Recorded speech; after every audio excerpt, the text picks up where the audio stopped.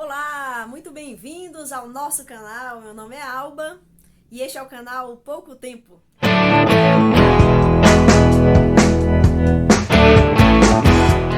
Eu gosto muito de provérbios e aí hoje eu quero trazer aqui um provérbio.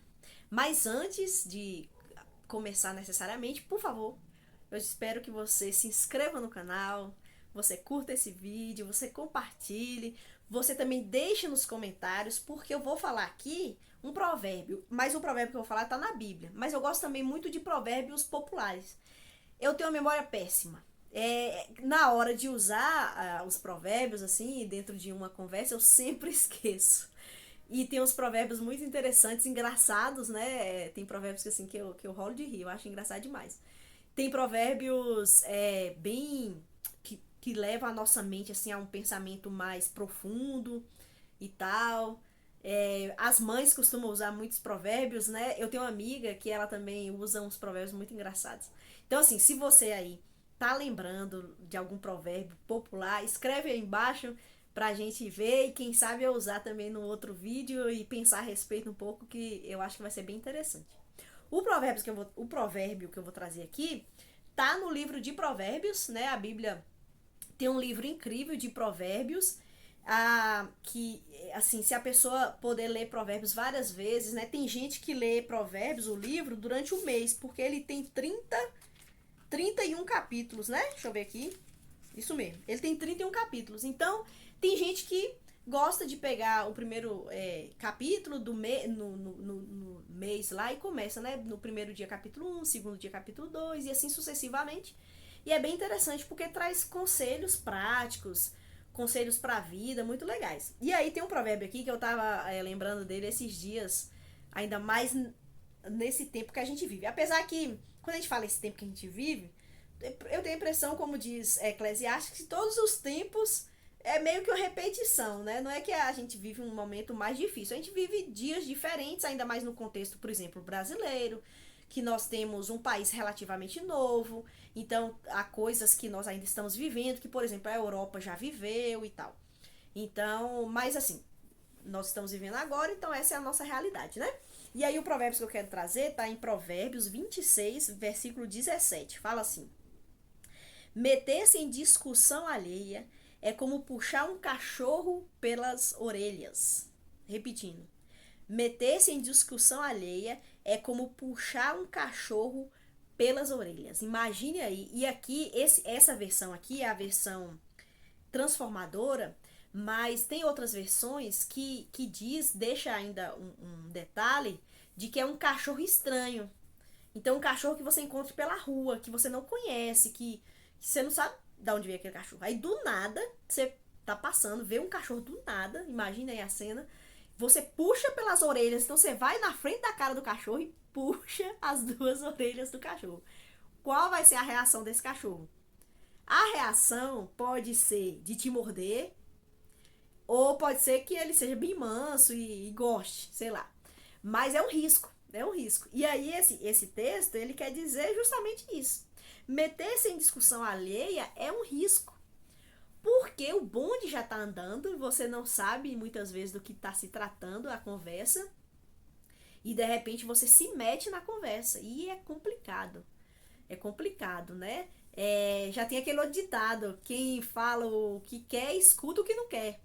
Então é complicado nós nos metermos em conversas alheias. É melhor não nos metermos. O texto deixa aqui implícito, né? É melhor nós não nos metermos. Por quê?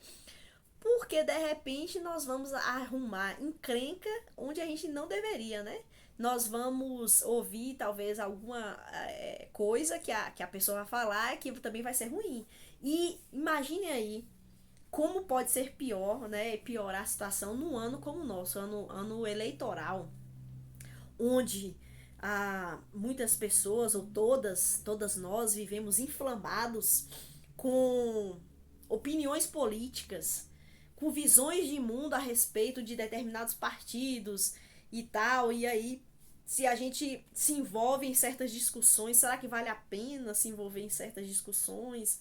Será que nós fomos chamados para discutirmos e guerrearmos uns com os outros por conta de gostos ou de opiniões, mas é claro também que nós seria muito bom, né, se nós tivéssemos a maturidade, todos nós, porque com certeza muitos que estão assistindo meu canal têm essa maturidade, mas outros como eu nem tanto, de saber ouvir uma opinião contrária à sua e a saber também colocar as suas ideias de forma coerente, amorosa, né? No intuito de ser bênção na vida daquela outra pessoa que pensa diferente de você. É claro que também a gente não precisa ser isentão e não falar sobre nada para evitar atritos, mas é como vamos responder aos atritos, como nós vamos lidar com quem pensa diferente de nós, como nós vamos lidar com opiniões muito contrárias. Essa é a grande tarefa e o grande desafio que nós temos, porque geralmente nós respondemos pecaminosamente. Assim, a pessoa, ela pensa diferente de você em qualquer assunto, qualquer assunto, ela pensa bem diferente de você. A nossa tendência é responder pecaminosamente, é ficando com raiva, é levantando a voz e ficando um pouco agressivo para poder a sua opinião prevalecer. É o desejo orgulhoso de vencer uma discussão. Então eu não aceito perder. Eu não aceito que eu saia por baixo. Então eu vou usar argumentos e mais argumentos que às vezes são incoerentes, às vezes são mentirosos, só para não perder a discussão. E aí, o desafio que nós temos é, em meio a essas diferenças, divergências de opiniões, nós reagirmos de uma forma que glorifique a Deus. Jesus, ele entrou em muitas discussões, às vezes, em conversas. Lembra que os fariseus sempre estavam fazendo perguntas muito capciosas, muito maldosas para Jesus, para ver onde ele ia cair, para ver o que se ele ia cair, para ver se ele ia se enganar. Então eram perguntas difíceis e Jesus sendo Deus inteligente, poderoso, ele tinha as respostas corretas, então ele não fugia do embate, mas ele tinha as respostas corretas, mas umas respostas cheias de amor, cheias de misericórdia, tentando levar essas pessoas ao arrependimento, ao conhecimento. Algumas que estavam ali ouvindo e vendo, é, creram porque viram que ele falava com autoridade, mas era uma autoridade não autoritária de violência, mas era uma autoridade de quem fala a verdade. E a verdade, ela é poderosa por si só. Nós sabemos que Jesus é a verdade, né? A verdade não é um conceito, é uma pessoa. E Jesus é a verdade. E então, quando ele fala, acontecem duas coisas. Geralmente, né? Assim, a grosso modo, acontece duas coisas. Ou a pessoa fica revoltada porque a verdade incomoda, a verdade machuca, e eu digo a verdade machuca, mas não como a gente costuma usar, né? Falar grosseiramente o que vem na boca, não. A verdade machuca porque ela vem de encontro a pilares construídos na nossa vida, a crenças construídas nas nossas vidas muito fortes. Então a verdade ela vem para tirar esses pilares e tirar o pilar da nossa vida, e aqui eu estou usando essa metáfora, é para dizer que são crenças e conceitos que nós abraçamos e que dói ser arrancadas de nós. Então a verdade dói porque é dolorido essa desconstrução.